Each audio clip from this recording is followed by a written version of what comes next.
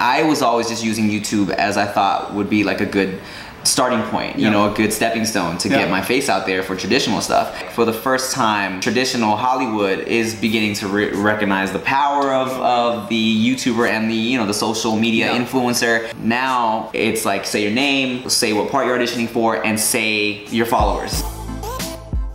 What's up, guys? Welcome to an interview with Tim Delaghetto. Hi. This is Video Influencers, helping you build your influence, income, and impact with online videos. And Tim is a good friend of mine. I've learned so much from watching Tim grow on YouTube in our own careers. And partly because you were here before this was even a thing to be here, right? On YouTube? Yeah, on YouTube. Yeah, before being a YouTuber was a thing. Yeah, I was uploading videos and just trying to, you know, I did it before there was even money in it, you know? Before there was a way to get paid. I was just trying to get my face out there, get exposure. I found YouTube randomly, thought it might be a good way to just kind of, you know, get out there, get seen. And, totally.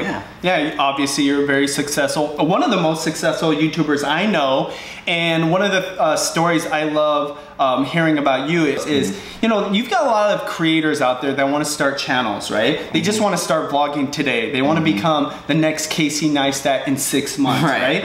And you and I both know there's not only a lot of hustle required, but you kind of have to figure out what it is that you are gonna be on YouTube. And what I would love for you to share is pre-YouTube, what it was like for you as a video creator, right? Before there was this thing called YouTube and you could upload videos. Because I know that you guys were editing videos on a computer the size of an ATM machine. I would love to hear the story of you guys distributing at school, I believe, with a VHS tape. Can you talk about that? Because I think that's important for people to realize that there's a lot of history before people have that overnight success. Right. Well, I mean, you know, the thing about it is before I was even uploading on YouTube, I knew that I wanted to do something in the entertainment industry. I always wanted to be an actor. Like, I told my parents from the beginning, even though, you know, traditionally Asian parents, they're like, hey, make sure you get your degree. I'm like, yeah, I'll get my degree, but I'm warning you right now, even after I get it, I'm still gonna go do this entertainment stuff, you know, and they knew that's always where my head was at, you know? So in high school, I was lucky enough to just kind of be surrounded by homies that wanted the same thing, you know, like one of my good friends from high school, this guy named Super Ego, who's also a successful YouTuber. We met during a musical. We were in Oklahoma together. It's a musical, not the state. And then also in drama class was my boy Pedro, PD Flow. Peter used to he used to do these little Star Wars fan films and submit them to online contests. And we all kind of came together. We had the same sense of humor. And we started doing these like short comedy, like 10 to 20 minute long videos. And we would have these screenings at our old high school. There was a little theater. We would sell the tickets for like, I don't know, 50 cents, $1, and people would pay to watch these little goofy movies we made, you know? So one day we did this movie called Jason vs. Gumby. It was like 20 minutes long. And we had Peter's website. He was putting all his movies on there. And Jason vs. Gumby was kind of getting passed along, like, and shared a lot. And that made his website ran out of bandwidth. So running out of bandwidth was an actual thing, you guys. It wasn't just upload speed back then. So I was on MySpace one day, and someone posted a bulletin, and it was, look at these white girls dancing to Laffy Taffy. So I clicked on the bulletin, I was like, okay, this should be funny. And then it was these, you know, it was a video of these white girls dancing to Laffy Taffy, and but then I thought like, wow, this is a website where anybody can put a video and they'll give you the embed code for it and you can just share it on your MySpace. That's crazy. I thought this might be a good way to just get known a little bit, or just, you know, I'll make some stupid videos. I told my boy we could put our movies on here. You don't have to worry about your bandwidth anymore. So then I started just making stupid videos for my friends to watch on my MySpace, right? I would post little bulletins, put them on my blog posts. It was me like freestyling or lip syncing to some dumb song. And then since there weren't a lot of people creating content back then, I was hitting these most viewed lists. And not only were there not a lot of people, there definitely weren't a lot of Asians, you know? So people saw me rapping and being funny, and not only was that like surprising for Asian people, because you know, sometimes it's like, oh my God, I've never seen one of my own kind doing this before. It was also surprising to not Asian people people who are like, I've never seen an Asian guy not only rapping, but shit, I've never seen an Asian guy talking like this. Yeah, you know, because they're used to kind of what they saw on TV, which is like, you know, the nerdy guy or like the super like accent. Stereotypical character. Yeah. It just kind of became a thing, you know. People started watching, and the more they watched, the more seriously I took it, and then the rest is a history. The rest is history. I love that story because look at you today, 10, 12 years later.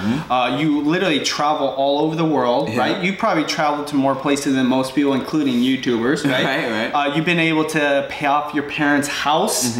Not just generous, but obviously it takes a lot of money to be able to do something like that. Especially in LA. Yeah, especially in LA.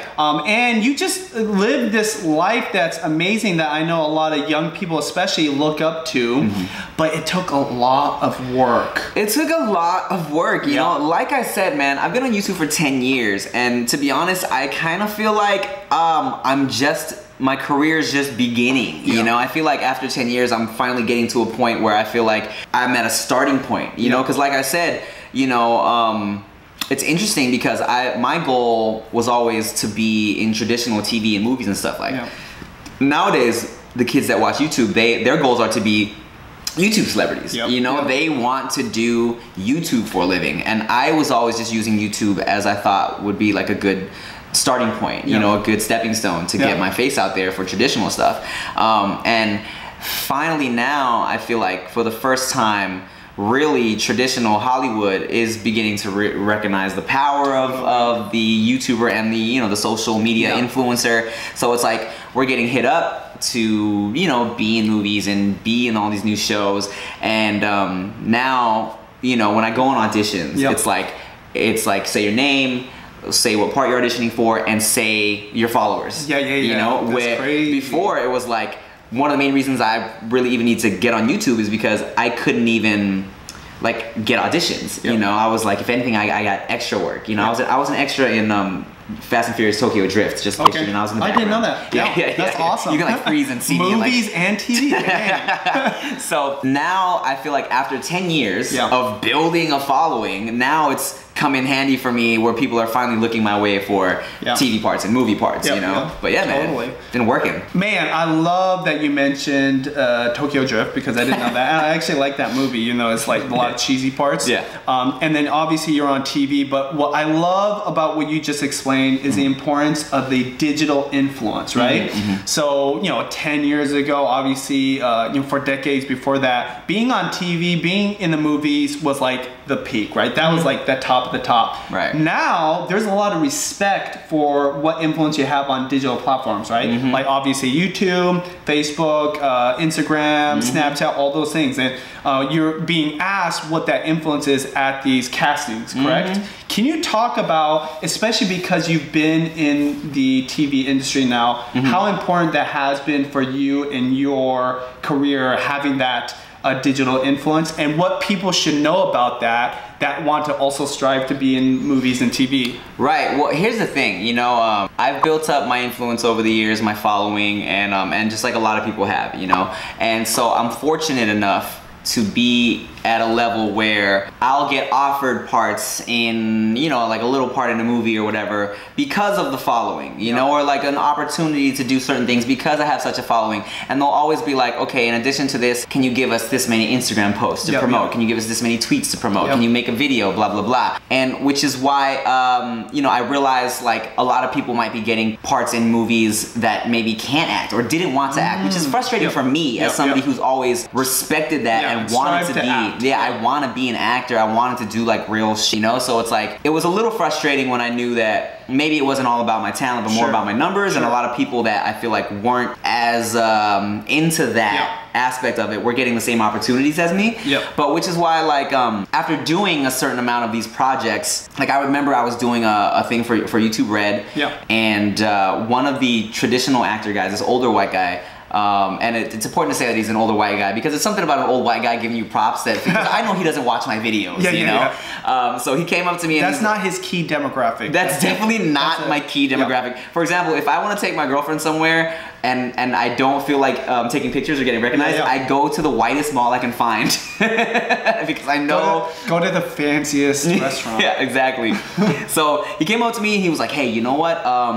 like, I don't know how much this means to you, but when they told me like there was gonna be a YouTuber on here, I thought, oh great, you know. But then he told me, he's like, you know what, but you can really act and like and you're doing a great job. And I was like, dude, I was like, thank you so much, you know, because I know that a lot of people are just here because of the numbers, and I'm trying to not only break into it, but also like, you know, continue with it, you know, not only numbers, but because of what I can do, you know? Yeah, absolutely. Yeah, and you know, I think of it as a benefit to have that influence. Obviously that you're acknowledging that to get your foot in the door. Well, obviously people are going to be able to recognize skill, right? Like you've been working on this craft for many years, even before YouTube. So it's pretty obvious to people that see people doing what you're doing.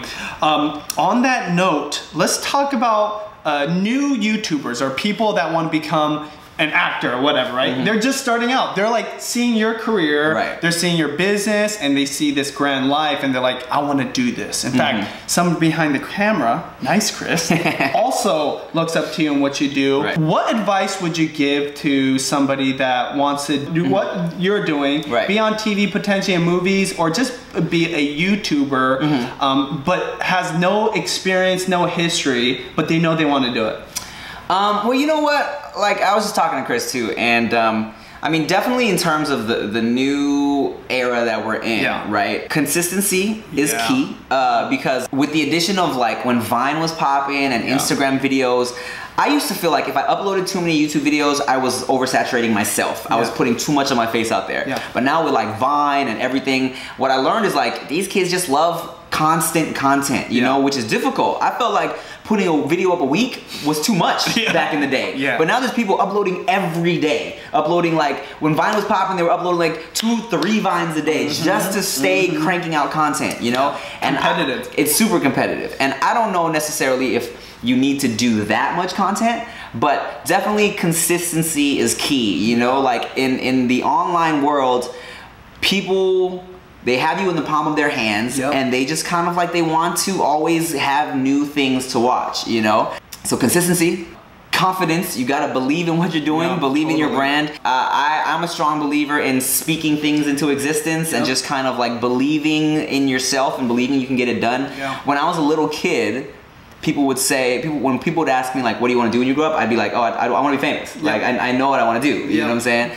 And I always say this in my videos, but people always say, like, how does it feel to be living your dream, to be an actor and stuff like that? And I feel like when you look at it like a dream, that feels unrealistic, you know? In terms of me being an entertainer, I looked at it the same way you would look at like if you wanted to be a doctor. Like when you want to be a doctor, you know what you have to do. You take biology, you go to pre-med, you go to med school, you become a nurse, and then you work your way up. I felt like, you know, me being an actor, I would do the same thing. You know, I would like take theater classes, I would go be in drama, I would do like this, I would go on auditions, and I just felt like if I kept working and kept progressing, I would eventually get to where I wanted to go, you know? So I don't look at, I always say I don't look at my goals as dreams, I look at them as destinations. Because a destination is something you can see. Amazing. It's like, it's something that if you keep going towards, you'll get there, you know? I mean, you might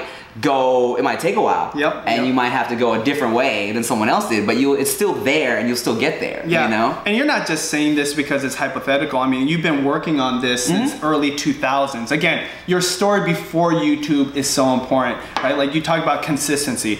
You were consistent even before YouTube videos was a thing, right? Right. And then you talk about being confident. Well, that consistency builds the confidence, right? And vice versa. Confidence makes you want to upload more stuff and be more consistent. But like you said, like you gotta know where you're going because it's gonna kind of determine what actions you need to fulfill on or like follow up on. So that's awesome. And I think a lot of people forget that. They just think, I'm gonna put up some videos, they're gonna go viral, right? Dude, I used to get people all the time telling me like, hey Tim, they message me like, hey dude, I have my YouTube channel for a month. I got no views. What's going on? I'm like, bro, I've been doing this for years. I was doing it for years before people even really were watching me. One of my first videos is I'm like, yo man, I got 500 subscribers. I can't believe it. You know, I can't believe someone walked up to me at Chipotle. This is crazy. And And like now when I look back on that video and I look back on people that are kind of coming up, it's like, oh, that's cute, but like that's a real thing, you know what I'm saying? Yeah. It's like you have to start somewhere and just continue to keep doing it, you know? Yeah, and you know, I think one thing for sure, people see these overnight success stories, right? I mean, there are some people, but they still have to hustle, right? To build it up, to be consistent, to make it last a lot longer than just like if overnight success will be viral videos, right? Viral videos. You've had many viral videos, right? Some of them, I mean, like some of the bigger ones, like 20 million, correct? 30 million. And again, like it took a lot of videos to get to that, right? Like how many great ideas did you have that didn't work out? How many like bad ideas you're like, whoa, I didn't know that was gonna work. Can you talk about like this idea, like I'm gonna have a viral video, or this is a viral video idea, and what really works is, like you said, consistency and confidence.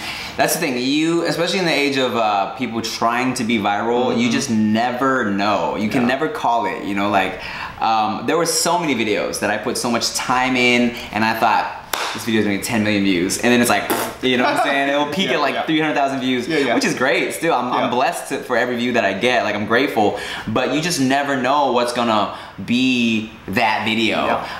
With the exception of when I did the Call Me Maybe parody, like back in the day when we were shooting it, I was like, oh guys, 10 million views, and then a bunch of things happened. Luckily for me, like.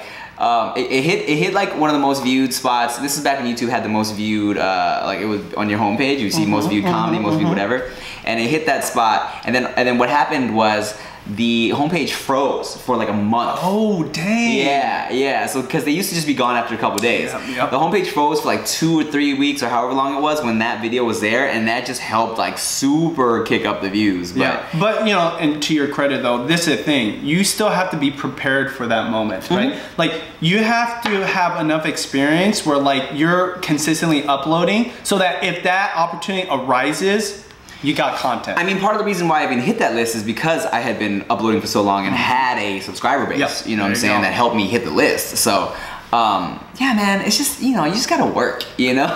Like, hustle. With the exception of Catch Me Outside Girl, who has a new reality show coming out soon. Catch me outside, how about that? Some people, they just happen. This is something that I think a lot of people are gonna really benefit from outside of all the other answers, but you specifically can speak to it so well. Even if you're not like technically, or you know, you don't have any legal background in this, you've had flag content, right? You've had channels that have been shut down, right? Literally shut down, and copyright issues and experience in that. Can you give any advice? Now, first, talk about some of your experiences and any advice for creators, especially in the music world, that could benefit from your experiences in when they create content for their channel. Yeah, you know what? It's just, it's tricky. It's tricky. In the world of copyright and YouTube and the internet, where it's like, it's kind of fuzzy as to what you can and can't do sometimes, and like, and also like the music industry is trying to figure out what they're cool with and what they, because that's always changing too. It's always changing, you know.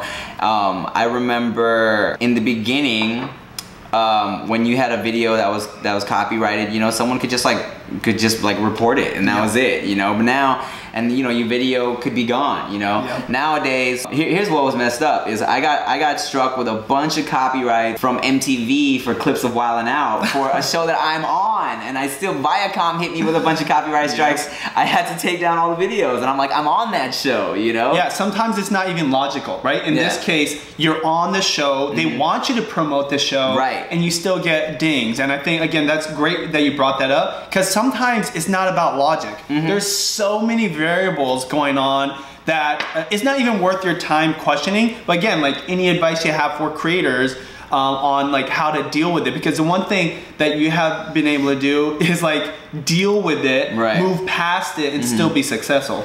Well, here's here's a, I mean, of course it helps to Have connections. That, I mean, that was one of the main benefits of being with a network, is that they were able to help me deal with that legal stuff. If there was any copyright issues or something like that, they could tell me what I should do or what I should take down. Here's a little cheat code though that I do for my vlogs when I want to use copywritten music.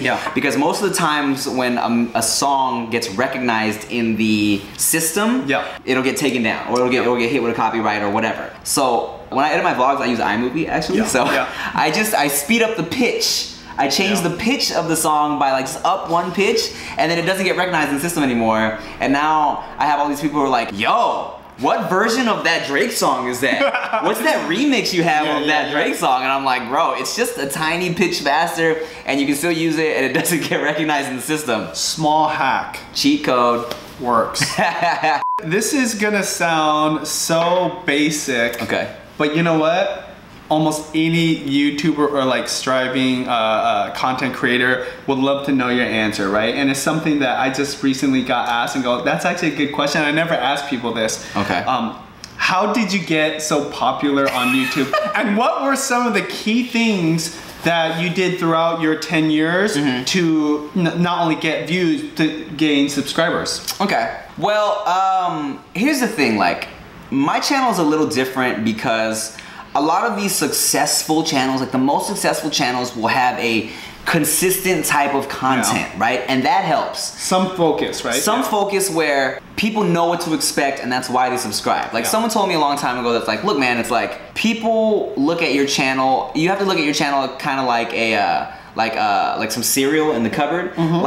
They open up their cupboard and they know what they want for breakfast, and you have to give them that cereal every day. And that's why they're gonna keep coming back. That's why they're excited. They know what to expect. For me, it wasn't that simple, and I feel like maybe even if I would have focused, my channel would be bigger. But my content's all over the place. I do all types of videos. I do skits. I do like talkie videos. I do music. So it's like, you know, I feel like in terms of that consistent return, I've suffered a little bit because people don't necessarily know what to expect from my channel all the time. But one underlying factor I have is that I feel like all my videos, whether it be a talkie video or a skit, it's my personality and my vibe and my sense of humor. Because like people will, there have been times when I've done a skit that I didn't write, and people are like, oh Tim, you didn't write this. They already know, because they know my brand, they know my sense of humor, they know my personality, and they'll be like, ah, this is alright, but Tim, you didn't write this. And you know, I'm like, yeah, you're right, blame them.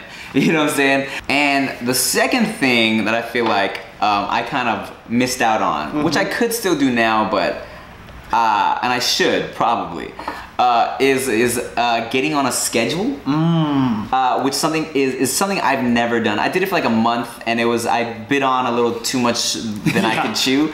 But you had a lot of stuff in January. I was doing way too much for my own good. But it also but I saw a spike in views, and also this was in terms of another analogy. Someone shared with me a Philip DeFranco analogy where he said, look man, like when you watch your favorite TV show, you don't turn on your TV and hope that your show's on. You know what day it's on, you know what time it's on, you get ready and you tune in when that show's on. So days it's like, of no internet and TV, we knew every Sunday at 9 o'clock that show was gonna be on. Exactly. So it's like you're gonna have more people coming consistently if you do that. You know, where I just kind of upload when I feel like it. So I think if I would have got on a schedule, that would have helped me a little more. I feel like especially in the new days where there's so much content and so many creators, it would benefit you to be consistent. Like precise and consistent, you know? Absolutely. Third tip for the new booties, I feel like, which is not only helpful in YouTube, just helpful in life. I feel like when you're trying to get new opportunities, networking is such a big deal. Like, not that like you're making fake friends just to benefit each other, because I feel like sometimes networking gets like a weird rep or a weird connotation, but it helps when, you know, collaboration is so important on YouTube, and that's not just like blowing people up and being like, hey, you know, like let's collab all up in their DMs. But the only way to really grow your audience sometimes is to work with people that aren't familiar with you and just kind of like help promote each other. I always feel like I'm one of the most connected people on YouTube. Like I'm good with the comedians, I'm good with the beauty gurus for whatever reason. I'm good with the black comedians, the white comedians. I know all the rappers. I know all the singers, and like I've done so many different kinds of collaboration and videos that I feel like you know, I kind of have my foot in everything, and that's helped me. That speaks to your variety of content, right? You've been able to not only collaborate with them on their channel, but they come to your channel for different things, right? You do different covers with different people, right? You have your own original music with other people. You've been able to do skits. You've been able to, like, even the beauty gurus, okay? I can speak to this because the way I met Tim was through my wife, a beauty guru, right? At a beauty event. But why networking is important is, like, you gotta do the networking before the collaboration, right? Don't expect somebody just like to want to show up to your house or let you show up to their house to be able to do a collaboration. You kind of got to get to know people and add value. So that's the one thing, like, that's why I really appreciate that Tim was our first interview, because I feel like we're friends. However, I believe that him and I have been able to collaborate in the past in different ways to help each other out. And that's why I was able to get Tim to be our first interview. And now our first interview after hitting 100,000 subscribers. So look, I was only down for this interview, the first interview, because I liked Benji's Michael Jackson dance moves at his wedding, and I was able to go to that wedding because I was invited by Riss Rose, who was a beauty guru who I was just cool with. But you networked. But I networked, right? And even beyond YouTube, like when I was in art school, like going to school for like graphic design and art and stuff like that, one of the girls in my class, and we were just kind of early on in the art program, she had already she had gone to this like almost like a party and just had met somebody that she got along with, and then they were able to talk about their work, and she basically had a secure job doing graphic design way before she was even close to finishing her degree. And that, like, it all kind of comes down to, like, it's really yeah, like, talent helps, but it has a lot to do with who you know and how nice you are to people. Absolutely. You know, when I give advice to new YouTubers, if I only could give them two things, I say consistently upload, and two, collaborate. And there's a lot more that goes into those two pieces of advice than you'd realize, and that's why I love your answer, because again, you didn't just go right into collaboration. You're like, go out to events, connect with people, be nice to people, right? Network, get to know each other, and find out how you can add value to their content, because that's another thing too. Especially new YouTubers that have no subscribers, you can still add value. Like, say you're somebody that's good with a camera, right? Say you know how to film skits, right? I can't speak for you, but I know that YouTubers are sometimes willing to collaborate with people if they can make the job of creating content easier for them. Right. You know? I remember these guys who I kind of like helped promote back in the day, and you know, this doesn't always happen like this, but these guys, they hit me up, they're like, hey, check out our skit. I watched it, I thought it was so funny. I tweeted it out, and now, like, I'm cool with these guys. You know, oh, you know, FouseyTube. FouseyTube, before he found his niche with the pranks and now the vlogs, he used to constantly tweet me. And was like, hey man, check out my stuff, I'm a big fan.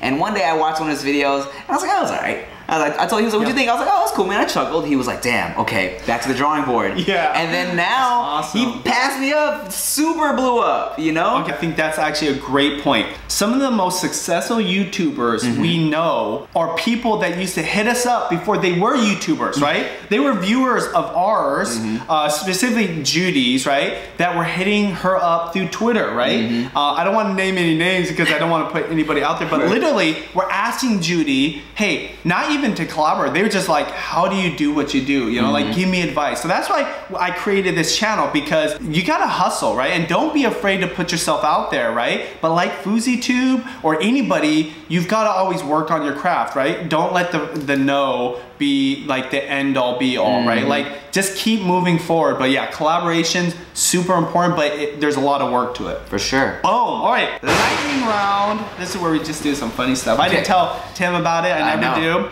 And I got some fun ones just for you specifically. Vanilla. Okay? All right, so chicken nuggets or chicken strips? Chicken nuggets. Coffee or tea? Tea. Favorite social media platform? Instagram. Well, YouTube doesn't count, right? No. Instagram. Okay. Last thing you grabbed out of the fridge? Your beer. When you think of success on YouTuber, what channel or YouTuber do you think of and why? When I think of success, I think of Superwoman. Why? Because not only has she consistently put out good content, but she's also been able to take it next level, and her reach is so beyond YouTube now. It's like completely on some other next level stuff. Oh, or Miranda Sings. Because Miranda, I remember when she was first doing her videos, and everyone thought, they were like, what is this girl doing these covers? And I knew it was a joke, and I thought, this is genius. And now she has like a Netflix show, and it gets good reviews. That's crazy. That was lightning round. A lot of people watching this that are just starting out. What would you leave with our viewers that want to become influencers themselves and start channels? I will tell you this, and not even like about YouTube, but in life in general. If you really want to do it, you know, you can't give up right away. Anyways, I tell people all the time, you know, in terms of auditioning and opportunities and failed opportunities, you'll hear no and you'll get rejected and things will fall apart so many times before you get that one yes that makes it all kind of worth it. You know, you will constantly get beaten down and fail, but when you get back up and keep on trying, if you keep trying, you will ultimately succeed. So. Boom. Well, thank you so much. Cheers again, man. We'll put all of Tim's links down below. You guys can check out all his socials down there, and make sure you go follow him because, like I said, you know, one of the things I love about Tim, he's been doing this for a long time, so his answers are filled with a lot of experience and obviously wisdom. And thank you very much. Hey, thanks, man. Peace out.